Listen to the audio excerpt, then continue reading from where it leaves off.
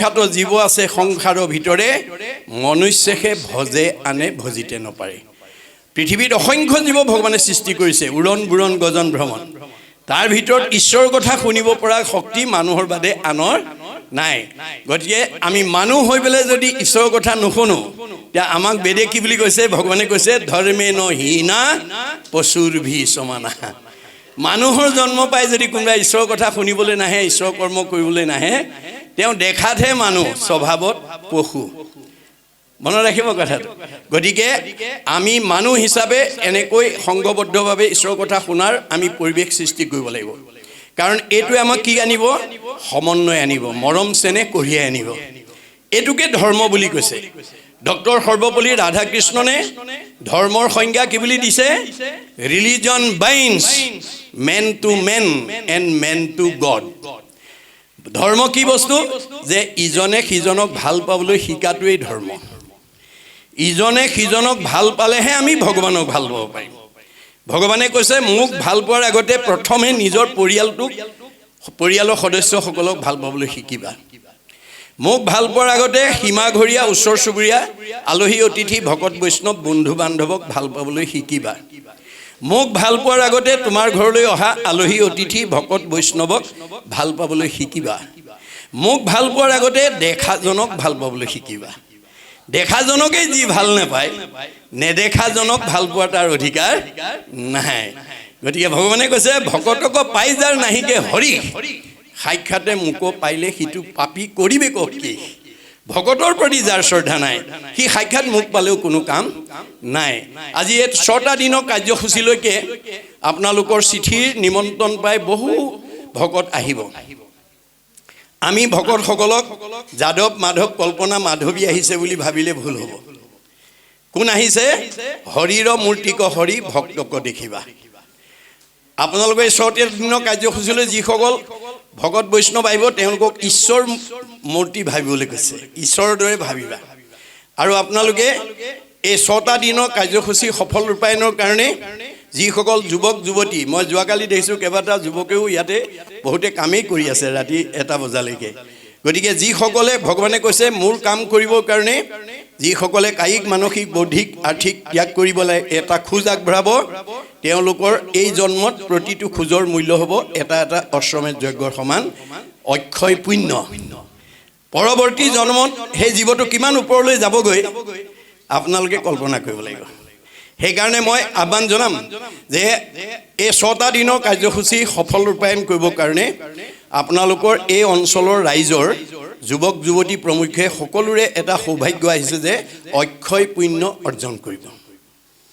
আপোনালোকে অক্ষয় পুণ্য অৰ্জন কৰিব কোনোবাই ভকতজনক মাতি আনি কঠত বহুৱাইছে কোনোবাই চাহ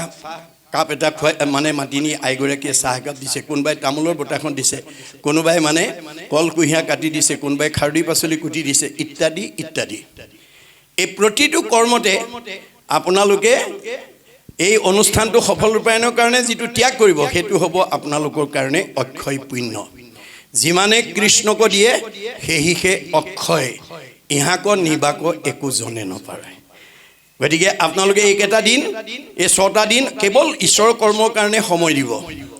সেই সময়টো আপোনালোকৰ হ'ব অক্ষয় পুণ্য আন কৰ্মে লগাইলে যতেক সিও হুৱে বৃথা জনমো বৃথা হুৱে নুশুনয় কৃষ্ণ কথা আমি যদি কৃষ্ণ কথা নুশুনো আমাৰ মানুহ জন্ম পোৱাৰ সাৰ্থক নহ'ব দিয়ে আপোনালোকে 6টা দিন সৌভাগ্য পাইছে যে কৃষ্ণ কথা শুনি অক্ষয় পুণ্য অৰ্জন কৰিব আমি এই ভাগৱত অনুষ্ঠান কিয় অনুষ্ঠিত কৰিব লাগে কিয় আমি শুনিব লাগে কিয় আমি পঢ়িব লাগে আমাৰ ভাগৱততে উল্লেখ আছে আকৌ শুনি বন্ধা নাৰী পুত্ৰ হুৱে গুণৱন্ত দুৰ্জনো সজন হুৱে দুখী ধনৱন্ত ভাগৱত শুনিলে সতী সন্তান নোহোৱা মাইকী মানুহে সুযোগ্য সন্তান পোৱাৰ যোগ্যতা লাভ কৰে আৰু দুষ্ট মানুহ শান্ত হৈ যায় আৰু দুখীয়া মানুহ ধনী হৈ যায় ভাগৱত শুনিলে ভাগৱততে উল্লেখ আছে দেই সেইকাৰণে গুৰুজনে আমাক আহ্বান জনাইছে কোনো জাতি জনগোষ্ঠী কোনো বিশেষ সমাজক নহয় জীৱশ্ৰেষ্ঠ মানুহক কি বুলি কৈছে কিন্তু আগে প্ৰথমত মহাশাস্ত্ৰ ভাগৱত শুনিওক মহাযত্ন কৰি বিশেষণ লগাইছে মহা যত্ন কৰি আমি ভাগৱত শুনিবলৈ আহিব লাগে বোলে লাভ কি হ'ব বিষয়ৰ দুখ যত সকলে কৰিব হত হৰি ভকতৰ সংগ ধৰি আজিৰ দৰে ভকতৰ সংগত বহি যদি আমি ভাগৱত শুনিব পাৰোঁ আপোনাৰ পাৰিবাৰিক জীৱন দাম্পত্য জীৱন যুগ্ম জীৱন সাংসাৰিক জীৱন ব্যক্তিগত জীৱন সামাজিক জীৱনৰ যিবিলাক দুখ কষ্টই আমাক বিব্ৰত কৰি তোলে অশান্তি দিয়ে সেই সকলোবিলাকৰ পৰা আমি মুক্ত হৈ যাব পাৰিম আজি যি ভাগৱত আপোনালোকে এই মধুবন ক্ষেত্ৰত আজি 6টা দিনত শুনিব ই পূৰ্বতে ক'ত আছিল আমাৰ শাস্ত্ৰত ভাগৱতত কৈছে স্বাদত অমৃতময় পৰম আনন্দ ৰস পূৰ্বতে আছিলা বৈকুণ্ঠত আজি 6টা দিনত যি ভাগৱত আপোনালোকে ইয়াত শুনিব সেইটো পূৰ্বতে ক'ত আছিলে বৈকুণ্ঠত আছিল কৃষ্ণৰ কৃপাটো পাছে অৰ্ধেক বয়স গৈলে পাইলা ব্ৰহ্মা পদ্মকলপত ব্ৰহ্মাই পদ্মকলপত আধা বয়স যাওঁতে সৃষ্টিকৰ্তা ব্ৰহ্মাই নাৰায়ণৰ শ্ৰীনাৰায়ণৰ মুখৰ পৰা এই ভাগৱত শুনিছিল বুজিছানে 4টা শ্লোকত শুনি ব্ৰহ্মা দিলা নাৰদক ইটো ফলৰ ৰহস্যক নাৰদে ব্যাসক আনি দিলা নগৈল তিলেক ভাগি ইডালে সিডালে লাগি শুকমুখে মাটিত নামিলা ভগৱন্তই ব্ৰহ্মাক দিলে 4 শ্লোকত ব্ৰহ্মাই 6 শ্লোকত নাৰদক দিলে নাৰদে 8 শ্লোকক ব্যাসক দিলে ব্যাসে 10 শ্লোকক শুকক দিলে শুকে 12 শ্লোকক পৰীক্ষিত কৰা ভাগৱত আজি আমি মধুবন ক্ষেত্ৰৰ নামঘৰত বহি শুনিবলৈ পাম গুৰুজনে আহ্বান কৰিছে কৰা পান ফল ইটো যাৰ আছে ভাগ্য যিটো এই 6টা দিনত যিসকলে ভাগৱত শুনিবলৈ আহিব তেওঁলোকক গুৰুজন ভাগৱতে ভাগ্যৱান বুলি কৈছে ভগৱানে কৈছে তেওঁলোক ভাগ্যৱান আৰু কি বুলি কৈছে ৰস বিভাৱনত চতুৰ টেঙৰ মানুহ বুলি কৈছে এই 6 দিন ভাগৱত শুনিবলৈ অহা সকল ভাগ্যৱান আৰু চতুৰ হয়নে সাধুৰ সংগ অনুসৰি কৃষ্ণ কথা কৰ্ণে ভৰি সমস্ত আপদ কৰা দূৰ গতিকে আমি ভাগৱত শুনিলে সমস্ত আপদৰ পৰা মুক্ত হৈ যাব পাৰিম আমাৰ ভাৰতবৰ্ষত প্ৰথম ভাগৱত শুনিবলৈ কোন বাধ্য হৈছিল যিজনক ভগৱন্তই ভাৰতবৰ্ষৰ শ্ৰেষ্ঠ বৈষ্ণৱ ৰজা কৰি জন্ম দিছিল যাৰ নাম আছিল পৰীক্ষিতক ভগৱানে বৈষ্ণৱ কৰি জন্ম দিছিল তৎসত্ত্বেও অভিশপ্ত হৈ গ'ল কিয় ভগৱানে দিয়া প্ৰতিভাটো প্ৰয়োগ কৰিব নজনাৰ কাৰণে বৈষ্ণৱ কৰি পঠিয়াইছিলে বৈষ্ণৱৰ প্ৰতিভা কি সাধুৰ সেৱা নাম ধৰ্ম কৰিবেক সাৰ বৈষ্ণৱ বোলয় এহি তত্ত্ব আছে যাৰ এই গুণটো যাৰ গাত আছে আপোনালোকৰ পৰিয়ালৰ আপোনালোকৰ সমাজৰ ওচৰ চুবুৰীয়া যাৰ সন্ত মহন্ত ভক্ত বৈষ্ণৱৰ প্ৰতি যাৰ শ্ৰদ্ধা থাকিব আৰু নামৰ প্ৰতি যাৰ আস্থা থাকিব সেই গুণ বিশিষ্ট ব্যক্তিজন ডেকা ল'ৰাই হওক বা গাভৰু ছোৱালীয়ে হওক বুঢ়াৰীয়ে হওক বা শাহুৱেই হওক পিতৃয়ে হওক বা মাতৃয়ে হওক তেওঁ গুণত বৈষ্ণৱ মনত ৰাখিব কথাটো বৈষ্ণৱৰ দ্বিতীয় বৈশিষ্ট্যটো হৈছে কি এনেকৈ একেলগে কোনো নাম প্ৰসংগ পাঠ প্ৰসংগ ভাগৱত ব্যাখ্যা ধৰ্মালোচনী সভা আদিত বহিলে একেলগে বহাৰ পিছত বৈষ্ণৱ গুণসম্পন্ন ব্যক্তিয়ে গ্ৰাম্য কথা নাপাতে ভকতে গ্ৰাম্য কথা নাপাতে বিষয়ৰ কথা নাপাতে ভকতৰ বিষয়ত নাহি আশকতি কৃষ্ণ কথা শুনিবলৈ সদায় কৰে ৰতি মনত ৰাখিব যাৰ যিজন গুণত বৈষ্ণৱ বা ভকত তেওঁ ঘৰুৱা কথা বিষয়ৰ কথা নাপাতে কেনেকৈ কৃষ্ণ কথা এটা শুনি জন্ম জন্মান্তৰ কাৰণে পুণ্য অৰ্জন কৰি জীয়াই থাকোঁতে শান্তি আৰু মৰিলে সদগতি পাব পাৰে তাৰ কাৰণে তেওঁ সদায় অনুৰাগী হৈ থাকে বিঠা বাক্য নুবুলিব নামাতিব মিছা কৃষ্ণ কথা শুনিবলৈ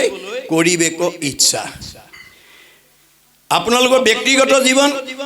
পাৰিবাৰিক জীৱন সামাজিক জীৱন শুদ্ধ কৰিব পৰা শক্তি ভাগৱতে কৈছে ভকতৰ সংগৰ বিনে নাই জগত পাৱন হৰি কথা সমুদায় ভকতৰ সংগ বিনে আন সংগে নাই ভকতৰ ওচৰলৈ আহিলেহে নাম পাব নাম হৈছে পাপনাশক হৰি নাম হুতাসন পাপ সুখান বন খনেকতে দহি কৰে চন ভগৱন্তৰ নাম শুনা আৰু কোৱাৰ লগে লগে পাপবিলাক নাইকিয়া হৈ যাব মনবিলাক পবিত্ৰ হৈ যাব এই পৰিৱেশটো ভকতৰ বিনে আনৰ নাই 4 নম্বৰ বৈশিষ্ট্যটো কি যে ভকতে কি কৰে নামক জপিয়া ব্ৰহ্ম কৰিবেক মন নাম চিন্তা কৰি কৰি ব্ৰহ্ম জ্ঞান লাভ হৈ যায় ঈশ্বৰ জ্ঞানটো লাভ হৈ যায় পৰম সত্তাক উপলব্ধি কৰে কৰাৰ কাৰণে কি কৰে তেওঁলোকে হামিখ নাখায় নামক জপিয়া ব্ৰহ্ম কৰিবেক মন নিৰামিষে সদায়ে কৰিব ভোজন যিসকল প্ৰকৃত 100% ভকত বা বৈষ্ণৱ গুণবিশিষ্ট তেওঁলোকে কেতিয়াও আমিষ খাব নোৱাৰে কিয় ভগৱানে কৈছে যত দেখা ভূত প্ৰাণী সবাহাকে বিষ্ণু মানি হিংসা এৰি কৰা উপকাৰ মই সবতে আছো দেই আত্মা ৰূপে কুকুৰ চিগাৰ্ল গদৰ্ভৰু আত্মা ৰাম জানিয়া সবাগো পৰি কৰিবা প্ৰণাম দেহটোহে কুকুৰ মেকুৰী গাহৰি আত্মাটো নহয় এই কথা জানি পাৰিলে কাৰোবাক উপকাৰ কৰিবা কাকো হিংসা নকৰিবা মই দেহটো কেৱল চিনি পাবৰ কাৰণে সৃষ্টি কৰিছো ভগৱানে কৈছে মই দেহটো কেৱল চিনি পাবৰ কাৰণে সৃষ্টি কৰিছো দেহবিলাকৰ নাম এটা আছে আমি দেহটো চাই কওঁ এটো কুকুৰ এটো মেকুৰী এটো গাহৰি এটো ছাগলী এটো বাঘ এটো সিংহ আমি দেহটো চাই কওঁ আমাৰো দেহবিলাকৰ নাম এটা আছে দেহটো চাই পেলাই কওঁ এটো মতা মানুহ এটো মাইকী মানুহ এটো ডেকা ল'ৰা এজনী গাভৰু ছোৱালী আৰু নাম এটা দি থৈছে আমাৰ প্ৰত্যেককে নাম এটা দি থৈছে আমাৰ নামটো কিয় দিছে দাৰ্শনিক পণ্ডিতে কৈছে a name is a kind of face whereby one is known নামটো কেৱল চিনি পাবৰ কাৰণে দিছে আমি নামটো চাই কওঁ এওঁ যাদৱ এওঁ মাধৱ এওঁ কল্পনা এওঁ মাধৱী নামটো আত্মা নহয়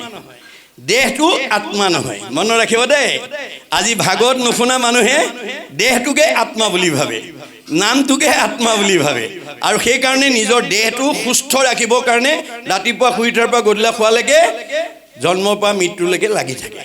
নিজৰ দেহটো কেনেকৈ ভালকৈ ৰাখিব পাৰোঁ ভালকৈ খাব পাৰোঁ ভালকৈ পিন্ধিব পাৰোঁ তাৰ কাৰণে ব্যস্ত হৈ থাকে গুৰুজনে আক্ষেপ কৰিছে তুমি যিটো শৰীৰৰ অৰ্থে ৰাতিপুৱা শুই উঠাৰ পৰা গধূলা খোৱালৈকে কাম কৰি আছা নামঘৰলৈ যাবলৈ সময় নাই ভকতৰ গুৰিলৈ সময়লৈ যাব সময় নাই ঈশ্বৰৰ কথা এটা শুনিবলৈ সময় নাই কিন্তু মই যদি তোমাৰ দেহৰ পৰা ওলাই যাওঁ তোমাৰ সেই দেহটো কি হ'ব যিটো শৰীৰৰ অৰ্থে কৰা কৰ্ম না প্ৰাণ গৈলে হৈব তাহাকা নাজানা তুমি যিটো শৰীৰৰ কাৰণে ৰাতিয়ে দিনে চেষ্টা কৰি আছা আত্মা ওলাই যোৱাৰ লগে লগে তোমাৰ নামধাৰী শৰীৰটো কাষ্ঠ যেন থাকিবেক মাটিটো পৰিয়া হেন শৰীৰক আপোন বোলা কি লাগিয়া গতিকে আমাৰ দেহটোৰ পৰা আত্মা ওলাই যোৱাৰ লগে লগে আমাৰ শৰীৰটো কাঠ পৰা দি পৰি থাকিব সেইটো দেহকে যাতে আমি আত্মা বুলি ভাবি আমি চলিব লগা নহয় আৰু যিবোৰ পৰিয়াল পোহপালৰ কাৰণে আমি দিনৰ দিনটো লাগি আছো আপোনজনৰ কাৰণে আমাৰ গুৰুজনে কৈছে ভাগৱতৰ যোগেদি যে ইষ্টমিত্ৰ কুটুম্ব দেখা যতজন অসুচি বুলিয়া নকৰিব দৰ্শন মই যেতিয়া তোমাৰ দেহৰ পৰা ওলাই যাম সেই দেহটো চালে গা ধুব লাগিব বুলি চাবলৈও নাহিব কেনেবাকে পুহমহীয়া ৰাতি 12 বজাত যদি কাৰোবাৰ দেহৰ পৰা আত্মা ওলাই যায় ওচৰৰ মানুহে লেপৰ তলৰ পৰা আহি চালে গা ধুব লাগিব বুলি লেপৰ তলৰ পৰা ওলাই নাহে ৰাতিপুৱা চাম বুলি ৰৈ থাকিব মনত ৰাখিব কথাটো হয় নাই গতিকে সেইবোৰ ইষ্টমিতি কুটুম্বৰ মোহত তোমালোকে পৰি মোত ভগতি নকৰাকৈ নাথাকিবা হয় নাই নাথাকিবা গতিকে মই সকলোতে আত্মাৰূপে আছো পাৰিলে কাৰোবাক উপকাৰ কৰিবা কাকো হিংসা নকৰিবা মই কৰ্মফলতহে কুকুৰ মেকুৰী গাহৰি কৰি থৈছো দেই তোমালোকক মই 84 জনী অতিবাহিত কৰি পুণ্য অৰ্জন কৰি মানুহ নামৰ উপাধিটো দিছো তোমালোকক কিয় দিছো পৰিয়ালত মিলাপ্ৰীতি থাকিবৰ কাৰণে সীমাঘৰীয়াৰ লগত মিলাপ্ৰীতি থাকিবৰ কাৰণে সমাজত মিলাপ্ৰীতি থাকিবৰ কাৰণে স্বামী স্ত্ৰী শাহু বোৱাৰী মিলি থাকিবৰ কাৰণে মই তোমালোকক মানুহৰ জন্মটো দিছো আৰু মানুহৰ জন্ম পাই যদি তোমালোকে ঘৰত ককাই ভাইৰ মাজত কাজিয়া কৰি থাকা স্বামী স্ত্ৰীৰ মাজত কাজিয়া কৰি থাকা শাহু বোৱাৰীৰ মাজত কাজিয়া কৰি থাকা সীমাঘৰীয়াৰ লগত কাজিয়া কৰি থাকা তেতিয়াহ'লে ভগৱন্তই বৈকুণ্ঠত চাই পেলাই হাঁহি থাকে যে তোমালোকক মানুহৰ জন্ম দিছিলোঁ মিলাপ্ৰীতিয়ে থাকিবৰ কাৰণে আৰু তোমালোকে জ্ঞাতি হিংসা কৰা কুকুৰৰ দৰে কাজিয়া কৰিছে এইবাৰ একেবাৰে জেগাত দি দিম আৰু যিমান কৰা কৰিবাগে হয় নাই কাৰোবাৰ কাজিয়া কৰা স্বভাৱ আছে যদি আজি ইয়াতে এৰিব কাজিয়া কৰিব পাৰিব কিন্তু কুকুৰৰ জন্ম ল'ব লাগিব শাহু বোৱাৰীয়ে কাজিয়া কৰিব পাৰিব দুইজনী কুকুৰৰ জন্ম ল'ব লাগিব না ভুক্তং ক্ষতে কৰ্ম কল্প কৌটি শ্ৰেদে অপি অবশ্যমেব ভুক্তইবম কিত কৰ্ম শুভা শুভম ভগৱানে কৈছে তোমাৰ কৰ্মৰ ফলেহে মই তোমাক জন্ম দিম গতিকে মানুহৰ জন্ম পাই কাজিয়া কৰিবা তোমাক কুকুৰৰ জন্মলৈ পঠাই দিম মানুহৰ জন্ম পাই ঈশ্বৰৰ কথা নুশুনিবা গছ বিক কৰি দিম মনুষ্যৰ জন্ম পাই হৰি নভজিলা অৱশ্যে হুইবা ভাই তীৰ্ণটো ৰখিলা এই চকৰিটোকে ঘূৰাই আছে দেই ভগৱানে চক্ৰবত পৰিৱৰ্তনতে দুখানিছ সুখানিছ আমাৰ সুখ দুখটো কাৰো কাৰণে স্থায়ী নহয় ই ভগৱানে কৰ্মৰ ফলৰ ওপৰত নিৰ্ভৰ কৰি ঘূৰাই থাকে কৰে শুভা শুভ কৰ্ম গুণৰ ইচ্ছাই কৰ্ম ফলে জীৱে সুখ দুখ পায় আপোনাৰ কৰ্মৰ লগত সুখ আৰু দুখটো জড়িত হৈ আছে ভাল কাম কৰিলে সুখ বেয়া কাম কৰিলে দুখ এটো আপোনাৰ নিজৰ কৰ্ম দুখতে আপুনি ভোগ কৰিব লাগিব তাৰ কাৰণে ঈশ্বৰক জগৰীয়া কৰিলে নহব আমি ভাগত শুনিবলৈ কিয় আহিব লাগে এই বেয়া এৰি ভাল ল'বৰ কাৰণে আজি অনুষ্ঠানটোলৈ কিয় আহিব লাগে আমি বেয়া বিলাক এৰি ভাল ল'বৰ কাৰণে বেয়া এৰি ভাল লোৱাটোৱে বৈজ্ঞানিক দৃষ্টিভংগী আমি যেতিয়ালৈকে বেয়া বিলাক এৰিব নোৱাৰিম তেতিয়ালৈকে ভগৱানে আমাক ভালত ৰাখিব নোৱাৰিব সেই কাৰণে দাৰ্শনিক পণ্ডিতে কৈছে bed is bed and good is good do bed never never and do good ever ever বেয়াটো সদায় বেয়া তাক ত্যাগ কৰিবা আৰু ভালটো সদায় ভাল তাক আঁকোৱালি ল'বা কপিলে মাকক কৈছে জীৱৰ দুৰ্ভেদ্য বাস সংগক কহয় কিন্তু দুৰ্জনৰ সং তেজি বেলাগ হয় মা তুমি যদি জীৱনত ভাল মানুহ হ'ব খুজিছা বেয়া মানুহৰ সংগ ত্যাগ কৰিবা সেই সংগ নিতে যদি কৰে সাধুত মুখ্যৰ দুৱাৰটোৱে হৈ মুকুট আপোনালোকে সদায় যদি এনেকুৱা সাধুৰ সংগ পায় চতুৰ্বৰ্গ সাধনৰ দুৱাৰখন ইয়াতে খুলি ল'ব পাৰিব কেনেকৈ শ্ৰৱণ কীৰ্তনে আৰু বৈকুণ্ঠক যায় ধৰ্ম অৰ্থ কাম মুখ্য সবে আত পায় সব ইয়াতে আছে আমি মাত্ৰ বিচাৰি ল'ব লাগিব দেই মনত ৰাখিব পৰীক্ষিতে সেইখিনিতে ভুল কৰি দিলে প্ৰাণী হিংসা কৰিবৰ কাৰণে গুচি গ'ল মৃগয়া কৰিবৰ কাৰণে গুচি গ'ল কিন্তু তেওঁক ভগৱানে বৈষ্ণৱ কৰি জন্ম দিছিলে প্ৰাণী হিংসা কৰিব নালাগিছিলে গতিকে প্ৰাণী হিংসা কৰিবলৈ যোৱাৰ লগে লগে তেওঁ ভাৱনাত পাপ হৈ গ'ল পহুৰ পিছত দৌৰি দৌৰি পিয়াহত অন্থকণ্ঠ শুকাই সমীক ঋষিৰ আশ্ৰমত পানী বিচাৰি সোমাল যিটো সময়ত সমীক ঋষিয়ে একান্ত মনে ঈশ্বৰক ধ্যান কৰি আছে গতিকে কোন আহিছে কোন অহা নাই তেওঁ ক'ব নোৱাৰে পৰীক্ষিতে সেইটো বিবেচনা নকৰি মই দেশৰ ৰজা তুমি মোৰ প্ৰজা তোমাৰ আশ্ৰমত মই আহিছোঁ তুমি মোক মান্যতা দিয়া নাই এই বুলি তেওঁ খঙত একো নাই হৈ ধনুৰ আগেৰে মৰা সাপ এটা আনি সমীক ঋষিৰ ডিঙিত মেৰিয়াই থৈ গুচি গ'ল তেওঁৰ খেলি থকা পুত্ৰ চিংগিমুনিয়ে লগৰীয়াৰ মুখে গম পাই দৌৰি আহি দেখিলে হয় পিতাকৰ ডিঙিত কোনোবাই মৰা সাপ আৰি থৈ গৈছে তেওঁ খঙত একো নাই হৈ লগে লগে অভিশাপ দি দিলে মোৰ পিতাদেউৰ ডিঙিত যোনে এনেকৈ মৰা সাপ আৰি থৈ গৈছে এই তক্ষকেই তাক 7 দিনত দংশন কৰি মাৰিব খবৰটো পৰীক্ষিত কৰ্ণগোচৰ হোৱাৰ লগে লগে মৃত্যুৰ ভয়ত ত্ৰস্তমান হ'ল পুতেক জন্মেজয়ক মাতি আনি ক'লে বোপাই মই কৰ্ম দুখত অভিশপ্ত হ'লোঁ মোক 7 দিনত তক্ষকে দংশন কৰিব মোৰ মৃত্যু অনিবাৰ্য গতিকে এই সপ্তদ্বীপ বা পৃথিৱী পৰিচালনাৰ দায়িত্ব মই তোমাৰ ওপৰত অৰ্পণ কৰিলোঁ আৰু মই কিবা প্ৰকাৰে তক্ষকৰ হাতৰ পৰা কালৰ হাতৰ পৰা মৃত্যুৰ হাতৰ পৰা নিজক বচাব পাৰোঁ নেকি উপায় বিচাৰি যাওঁ এই বুলি ক'ত গ'ল পুতেকৰ হাতত ৰাজ্যভাৰ দি তেওঁ গংগাৰ পাৰত আশ্ৰয় ল'লেগৈ এতিয়া আমাৰ প্ৰশ্ন হ'ল পৰীক্ষিতে যদি তক্ষকৰ হাতৰ পৰা কালৰ হাতৰ পৰা মৃত্যুৰ হাতৰ পৰা নিজক বচাবৰ কাৰণে যদি গংগাৰ আশ্ৰয় ল'ব লাগে আমি ল'ব লাগে নে নালাগে আৰু এই 6টা দিনত আপোনালোকে গংগাৰ আশ্ৰয় ল'বনে নাই এই কথা আজি ইয়াত থকা সকলোৱে অনুভৱ কৰিব লাগিব কি গংগা নামেই গংগা নামে নাতাৰিলে জীৱ আৰু কোনে তাৰে শ্ৰাদ্ধ কৰি কাক কোনে তাৰিবাক পাৰে কাৰ শ্ৰাদ্ধ কোনে কৰে শ্ৰাদ্ধ কোনে খায় কেৱলে নিজৰ মাত্ৰ জীৱিকাৰ উপায় শ্ৰাদ্ধত বিশ্বাস কৰি নাম যিটো এৰে সিটোজনে আপোনাক আত্মঘাত কৰে এয়া বেদবাণী দেই ভগৱানৰ মুখৰ বাণী মনত ৰাখিব খবৰটো পোৱাৰ লগে লগে ৰাইজ দেৱঋষি ৰাজঋষি ব্ৰহ্মঋষি ঋতিজকে প্ৰমুখ্য কৰি গণ্যমান্যসকল আহি পৰীক্ষিতৰ সন্মুখত সমবেত হ'ল এই কথাটোৱে আমাক কি বুজাইছে যে আপোনালোকৰ এই যি গাঁও কি আছিলে আপোনাৰ মধুবন ক্ষেত্ৰ গাঁও মধুবন ক্ষেত্ৰত দৌলবাগান গাঁৱৰ চাৰিসীমাত বিভিন্ন জাতি জনজাতি বিভিন্ন পৰিয়াল বিভিন্ন বংশ বিভিন্ন সমাজ বিভিন্ন ধৰ্মৰ লোকে বাস কৰি থাকিব পাৰে ধৰ্মৰ ভিন্নতা থাকিব পাৰে জাতিৰ ভিন্নতা থাকিব পাৰে